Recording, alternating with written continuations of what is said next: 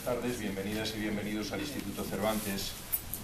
Es un gran placer para mí presentarles hoy a ustedes la exposición Goya, cronista de todas las guerras.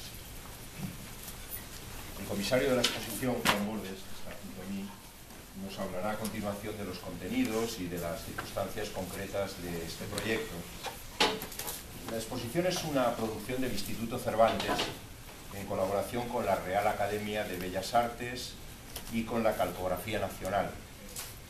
Para su etapa sueca, el Instituto ha contado también con la colaboración de la Embajada de España, que hoy está aquí representada por el embajador Luis Carlos Merino, a quien quiero agradecer todo el apoyo que nos ha mostrado al Instituto durante su estancia en Suecia, al que vamos a echar de menos y al que deseo lo mejor para la nueva etapa, que se abre en unos días.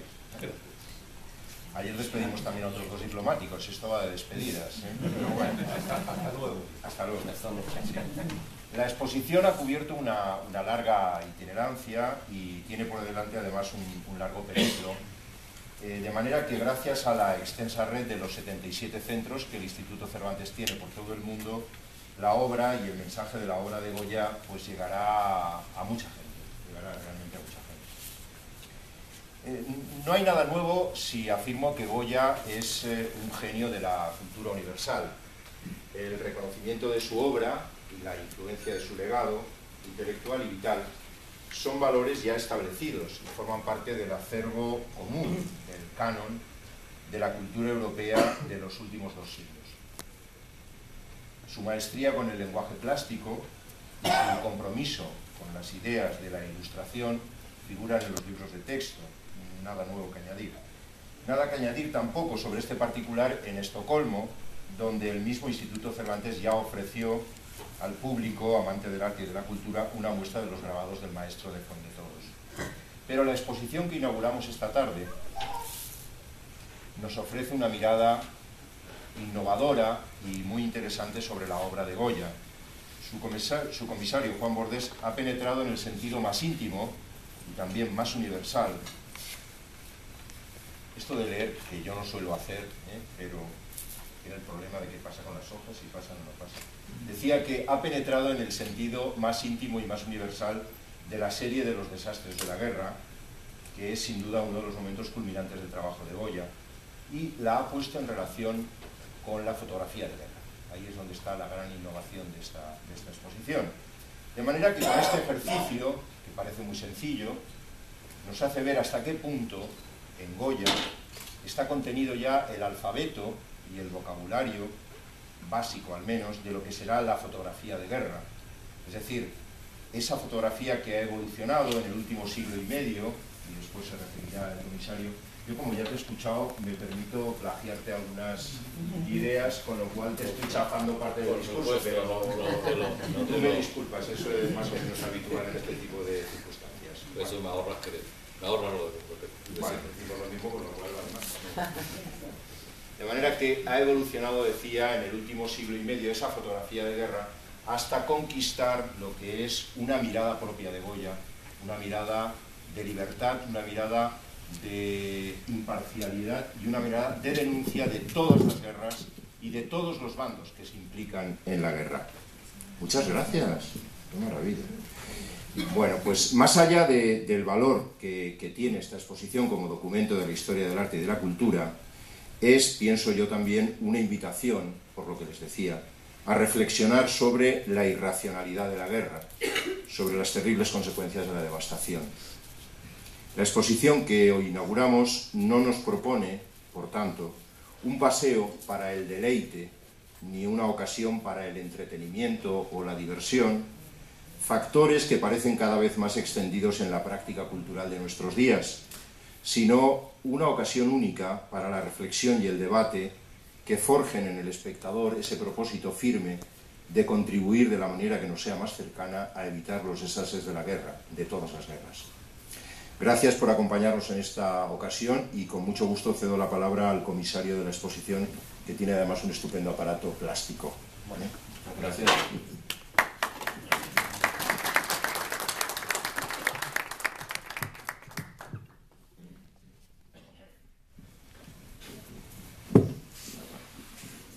Muchísimas gracias, director.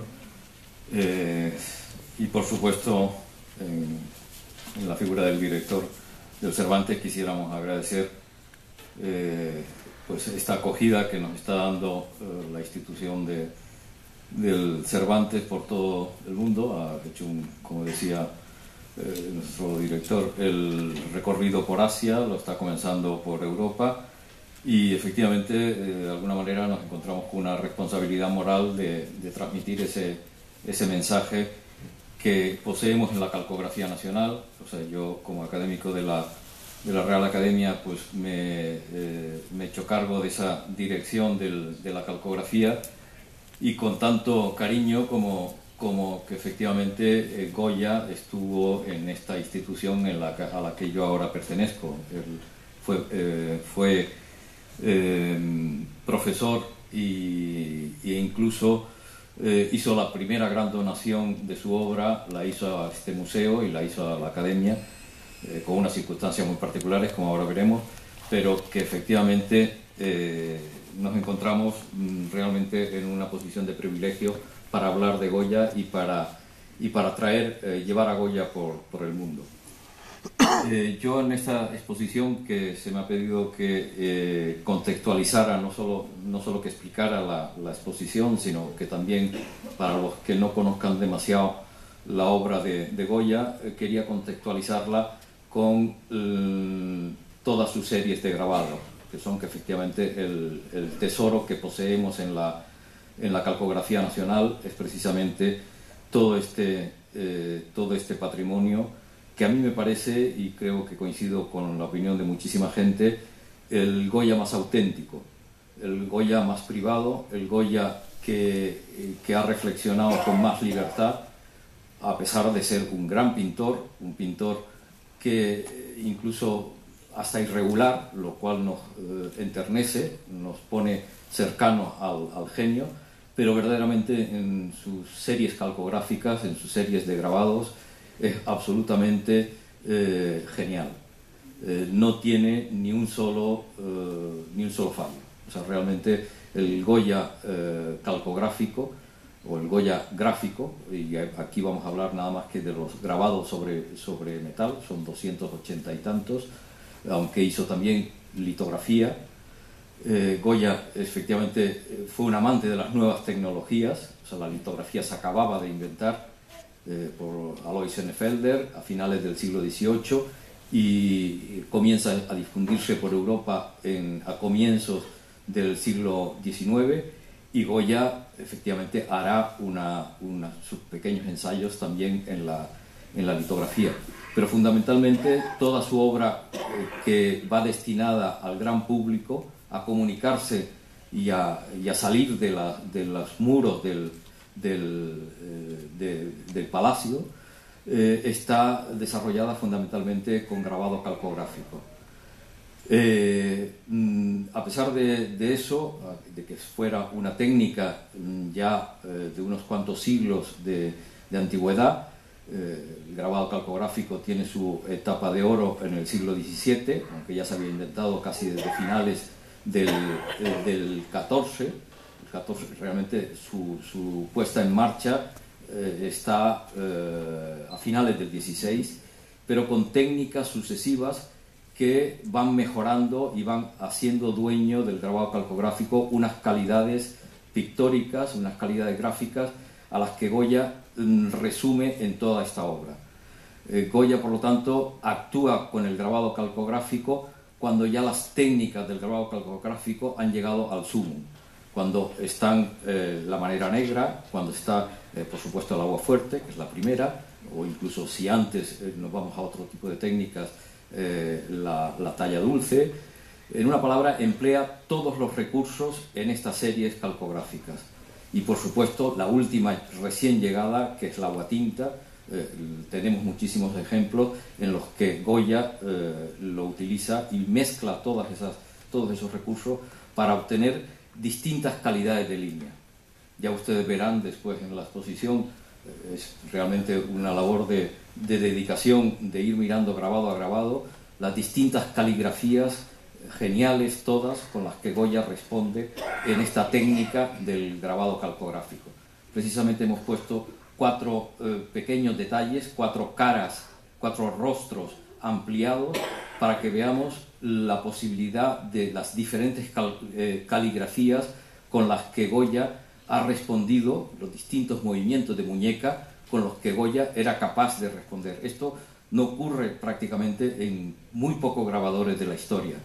Solamente podríamos equipararlo a Rembrandt, quizás a Picasso y quizás a Piranesi, pero poco más. O sea, el resto de los grabadores son grabadores dentro de una ortodoxia una ortodoxia de gesto que los hace incluso hasta aburridos. O sea, con Goya, con Rembrandt, con Picasso, el arte del grabado calcográfico ha llegado a los límites de que hoy en día seguimos bebiendo de ellos. Digo que vamos a hablar exclusivamente del grabado calcográfico, que como ustedes saben es el grabado realizado en plancha de cobre, que finalmente se estampa en una máquina, en una prensa semejante a esta. Pertenece precisamente al tratado del gran tratadista del grabado calcográfico Abraham Bosch, llamada Tórculo, pero en definitiva la técnica calcográfica en muchos casos es casi la transposición literal de un dibujo. En el caso de Goya no lo es así, y lo vamos a comprobar viendo algunos de los dibujos, con dibujos preparatorios, plancha terminada.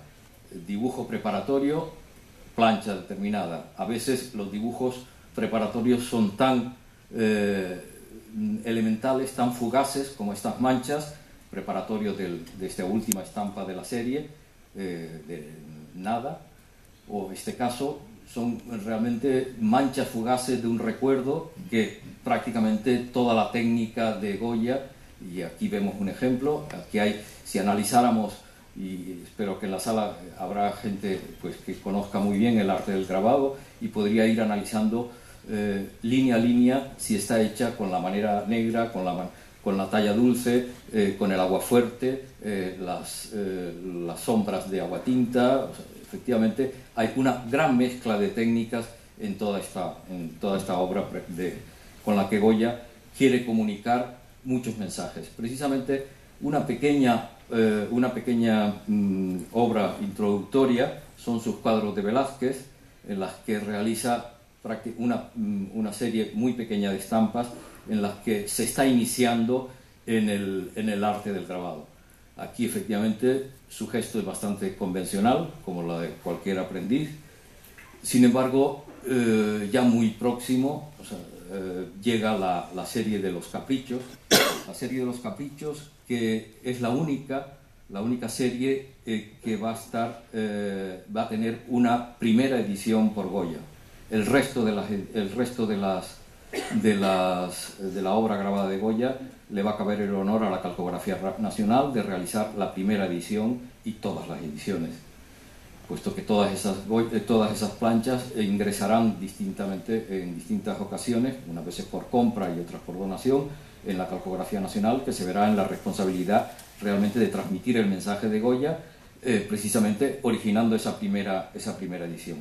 Los caprichos, como ya digo, a la que pertenece la famosa imagen del sueño de la razón produce monstruos, es una obra, es una serie que Goya pone a la venta y a los 14 días la retira.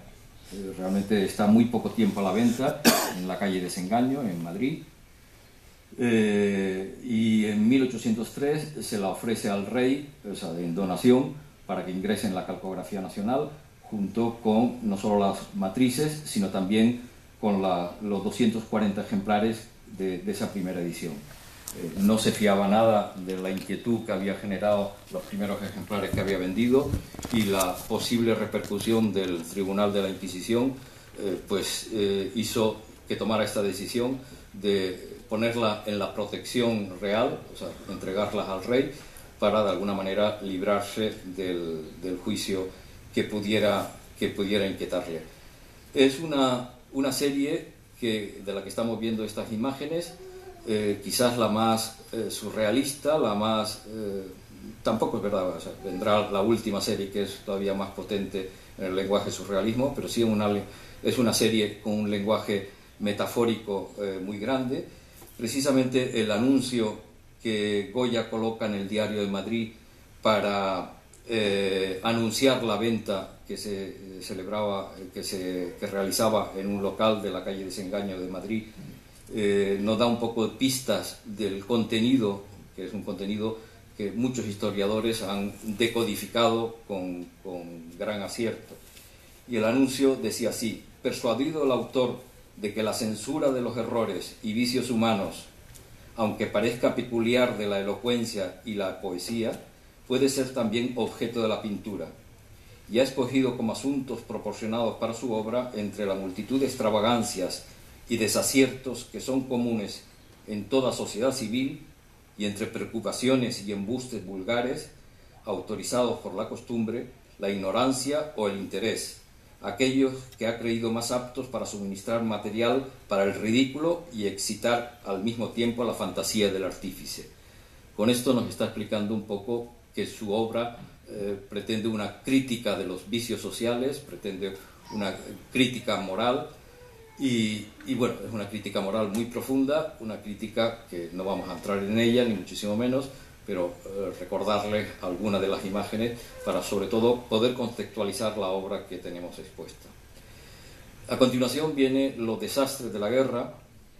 Los desastres de la guerra es una serie que está motivada por un encargo concreto. El general Palafox había defendido del asedio de las tropas francesas la ciudad española de Zaragoza, y tras un asedio de un cierto tiempo, la ciudad había padecido unos bombardeos, había padecido una gran penuria toda su población, y el general Palafox convoca a unos cuantos artistas, entre ellos estaba Goya, para que glosaran lo que allí había sucedido. Se habían dado muchos actos de heroísmo. Hay un personaje que muchos de ustedes conocerán, Catalina de Aragón, Agustina de Aragón, en donde efectivamente la heroicidad femenina pues había dado un gran ejemplo, y realmente a Goya en aquel momento no le provocó una gran inspiración el encargo. 2 años después empezaría a realizarlo, y ya había madurado de no hacer solamente un elogio de los ciudadanos y del padecimiento de la ciudad de Zaragoza, sino hacer un discurso pacifista, un discurso en donde culpabilizaba a los dos bandos que habían participado, españoles y franceses, de las mismas crueldades. Por lo tanto, el Goya, aunque parte de hechos reales, y de hecho algunas imágenes como esta nos lo certifican, dice el título Yo lo vi, y esto también, dice que efectivamente esas imágenes son crónica de lo que allí había pasado. Algunos son relatos que le llegan por testigos directos de algunas de estas atrocidades, como la que le llega por el párroco de la ciudad de Chinchón, un pueblecito cerca de Madrid, en donde se habían dado estos descuartizamientos de cadáveres, donde ya la crueldad humana llegaba a extremos de ensañarse incluso con el cadáver. Realmente, como decimos, la serie entera está con el corazón partido, unas veces, ya digo, culpabilizando a españoles, como son este caso. Está culpabilizando al populacho de un linchamiento, aunque a veces lo atempera, dice lo merecía, al que se le ha linchado, pero también culpabiliza de las atrocidades a los franceses. Para todo este discurso, que como ya digo va a ser la primera vez en la historia que se realiza un discurso, en la historia del arte, un discurso contra la guerra, puesto que hasta ese momento todas las batallas habían sido glosadas por artistas, puesto que recibían el encargo del político del bando vencedor y presentaba la guerra como un hecho heroico. Sin embargo, Goya es el primero que lo pone como un hecho, como un auténtico desastre. Utiliza una iconografía bíblica, una iconografía que el pueblo conocía, como es el descendimiento de la cruz, la puesta en la tumba, la pietà. Son iconos universales del dolor que Goya utiliza para que la gente entendiera lo que realmente de lo que estaba hablando. Esta imagen, que es con la que se abre la serie de los desastres, es claramente una oración en el huerto. Dice, tristes presentimientos de lo que ha de acontecer. O sea, se está pronosticando todo un desastre. La serie de los desastres precisamente termina con lo que Goya llamó caprichos enfáticos. Son una serie de lo que aquí hemos colocado como la posguerra, puesto que de alguna manera esa posguerra hace todavía más trágico el hecho de la guerra, porque nos trae precisamente el advenimiento de un régimen absolutista, de un régimen que trae de nuevo el Tribunal de la Inquisición, que deroga la Constitución de 1812, de la que celebramos el centenario, Constitución que ha sido modélica para toda Hispanoamérica y en general, o sea, todo un modelo de legislación cívica. Y en ese contexto de los caprichos enfáticos, precisamente esta imagen nos da las claves. Es una imagen, o es una idea que ha descubierto una de las grandes estudiosas de Goya, Glendinning, en donde ese oso o lobo que está escribiendo un párrafo en ese pergamino nos da las claves para entender toda la simbología en la que Goya utiliza para criticar el poder y criticar a la Iglesia. Está escribiendo un título que es Gli animali parlanti, es una obra de Giambattista Casti. Precisamente la pluma la tiene el lobo en la palabra Casti. Es un autor italiano que habla de toda una serie de fábulas a través de los animales, y es precisamente las claves con las que podemos hoy interpretar ese final de la serie que tenemos hoy expuesta aquí. La siguiente serie es la tauromaquia, que incluso convive con los desastres.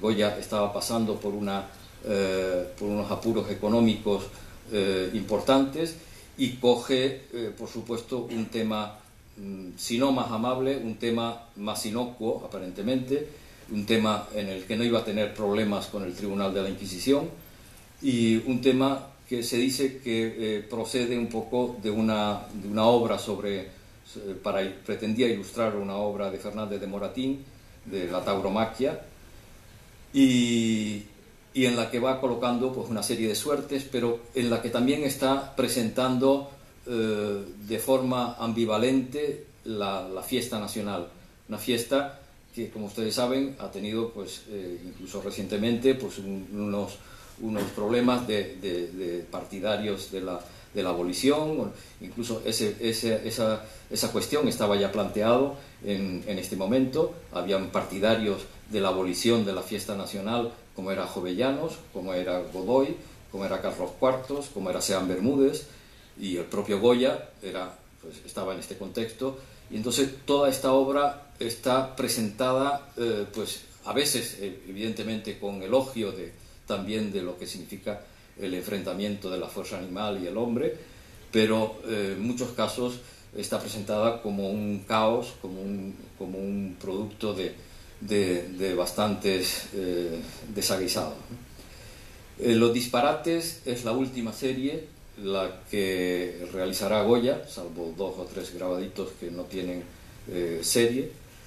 Es una serie que está titulada así, Los disparates, en la edición que se realiza en la Academia, pero ha tenido otro tipo de títulos: Sueños, Caprichos fantásticos, Los proverbios, etc. Es una serie que también sus significados son muy difíciles. Se ha hablado que si es temas alusivos a la tradición del carnaval.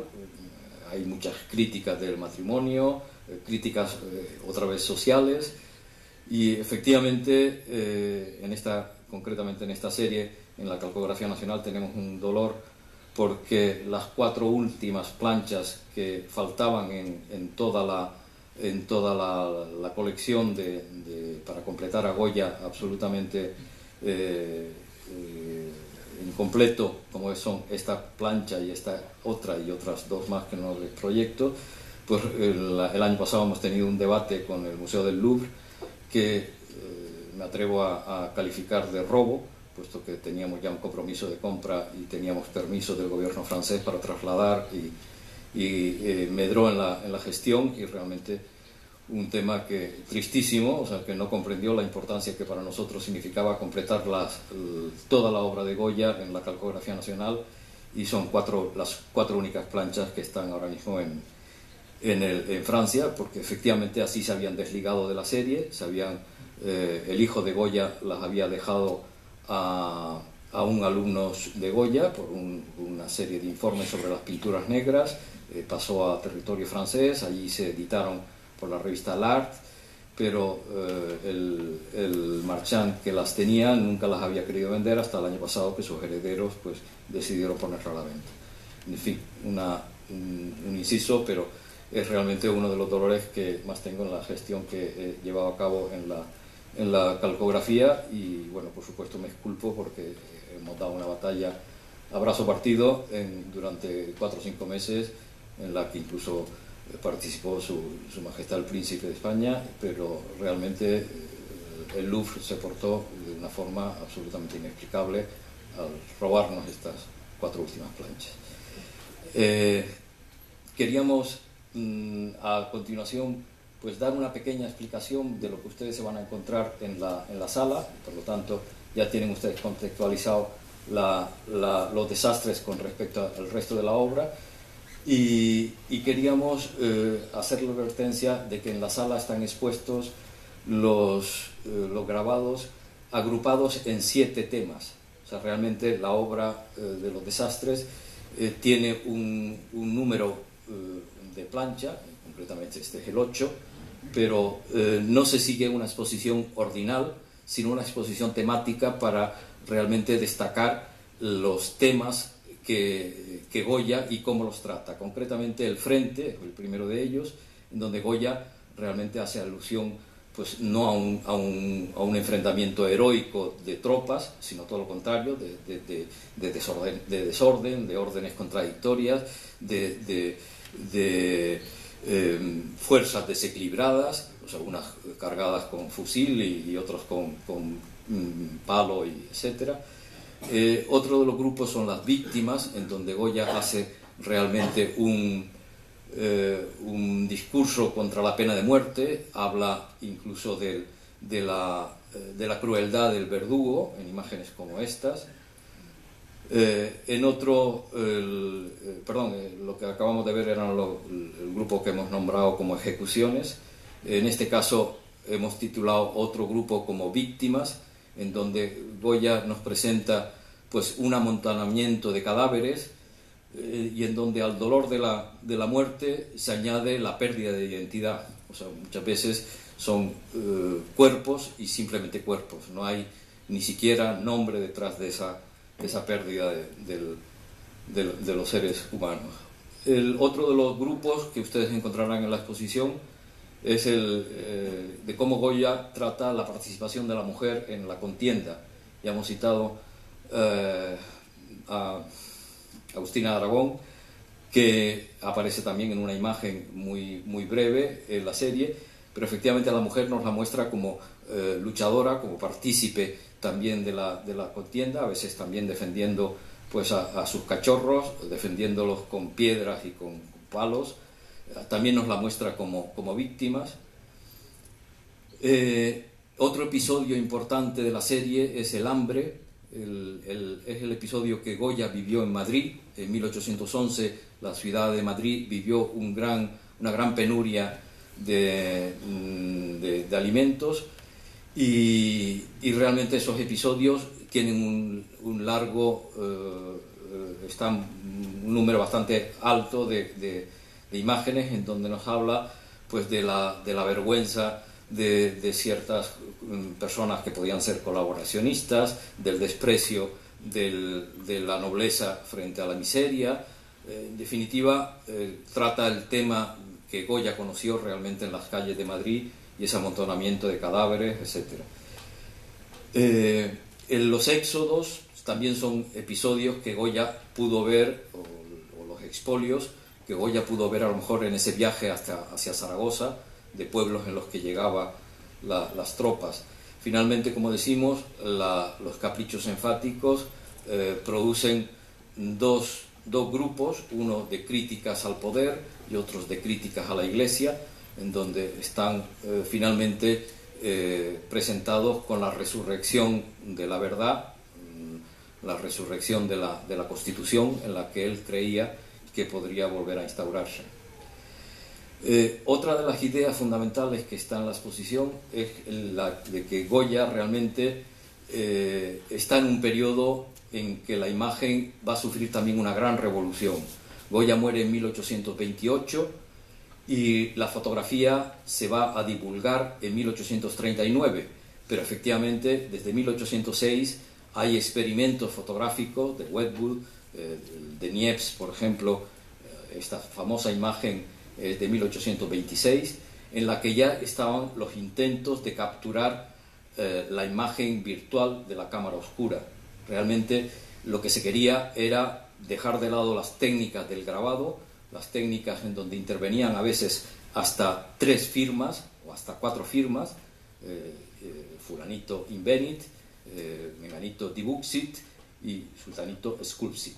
Habían 3 firmas en donde la imagen pasaba por tres manos, y realmente lo que se quería era lograr una imagen en la que no mediara la intervención del hombre, que fuera el sol el que dibujara. Son las heliografías con las que se van a presentar, y realmente vemos que Goya anticipa este lenguaje por muchas circunstancias. Es un lenguaje, y el lenguaje del cronista, la fotografía del cronista, se ha hablado de que ha de ser una fotografía descompuesta, una fotografía en donde la misión de denunciar no permite edulcorar el mensaje con una composición arreglada.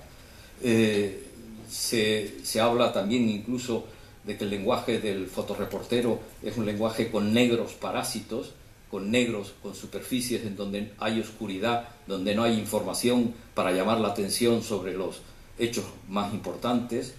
Y en definitiva, este paralelo entre la imagen de Goya y la fotografía lo hemos situado en una pantalla que, si tienen fuerza moral para verla, pues les auguro que van a ver imágenes muy fuertes, porque hemos ordenado de la misma manera que los 7 grupos en los que están los grupos de Goya. Hemos ordenado un archivo de la Biblioteca Nacional de Madrid en la que recoge documentación sobre la Guerra Civil Española. Son 40.000 imágenes que hemos seleccionado, de las que hemos seleccionado 300 imágenes. Realmente fue un trabajo muy duro tener que ver todas esas imágenes para seleccionar estas, pero en las que pretendemos situar ese paralelismo con el que Goya realmente anticipa los iconos de un desastre, los iconos de una guerra. Incluso habíamos visto la primera imagen de un bombardeo, que es la primera imagen que en la historia del arte se sitúa. Sin embargo, la fotografía de guerra, y con esto termino, no quiero cansarles más, la fotografía de guerra es un proceso que, para alcanzar la misma libertad con la que Goya denuncia esas dos partes, tiene un largo camino entre las principales guerras en las que está presente la crónica de la fotografía. La primera de ellas es la guerra de Crimea, en la que Roger Fenton pues, nos muestra más que una guerra, unas maniobras militares. Provenía precisamente de un encargo de la corona británica de que así tenía que enseñar la guerra en Crimea, puesto que la prensa en el momento había una polémica de que la corona había desatendido a los soldados, y que por lo tanto se envía a un fotógrafo para realmente demostrar lo que no era verdad. Sin embargo, por ejemplo, en la Comuna, en otra de las grandes revoluciones de Francia, los comuneros se fotografían orgullosos, y esto va a servir como prueba acusatoria para muchos de ellos, que van a recibir el castigo o la ejecución o la deportación. Sin embargo, los mismos que habían utilizado esa fotografía como prueba judicial la van a falsificar para crear una serie que se titula Los crímenes de la comuna, en donde realmente la fotografía está falsificada. Aquí la fotografía sufre una gran crisis de veracidad. En la guerra de los Bóers, la fotografía participa también como un hecho muy banal, o sea, participa mandando imágenes estereoscópicas, en donde la guerra se disfruta en la metrópolis como una aventura, se disfruta a través de estas imágenes. Y en la Primera Guerra Mundial, los soldados van a poseer ya una pequeña cámara. Kodak había empezado a desarrollar las Kodak Brownie, las Kodak para amateur, y es un momento en donde los propios soldados van a hacer la crónica de sus propios desastres. La Guerra Civil Española es una guerra en la que recibe pues una crónica bastante importante de emisarios de periódicos extranjeros. Aquí tenemos a Robert Capa, a Gerda Taro, Douglas Duncan, van a participar muchísimo.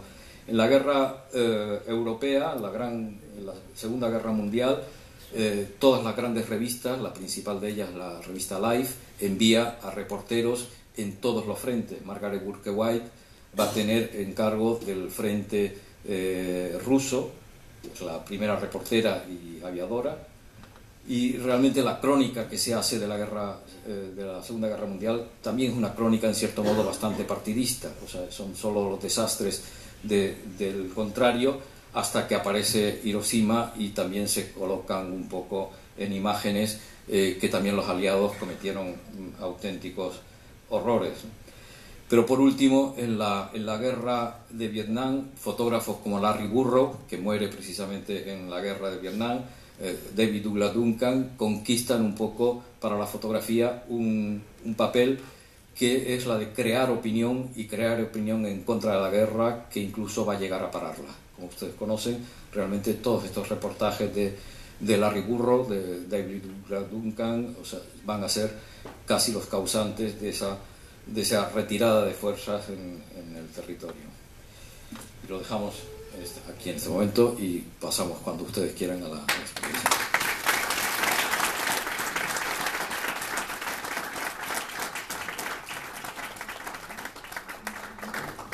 Solo tengo una preguntita. Te pregunto cómo reaccionaron los contemporáneos de Goya. ¿Cómo reaccionaron ante su obra, llena de crítica social? Es que Goya no pudo realizar ninguna edición de esta, no publicó en vida los desastres de la guerra. Los desastres de la guerra quedaron inéditos hasta 1862, que es cuando la Calcografía Nacional los compra, y en 1863 los edita. O sea, realmente Goya tenía miedo de la reacción contra su persona, y realmente detiene la edición. Realiza solo un ejemplar que está en el Museo Británico, y un ejemplar que él envía a Sean Bermúdez, su amigo, para que le ayudara a la redacción de los títulos. Pero realmente lo conocen solamente un núcleo muy pequeño de allegados, como eran Sean Bermúdez, los ilustrados que estaban en París. Lo conocen nada más que a través de muy pocas pruebas de estado. Muy bien.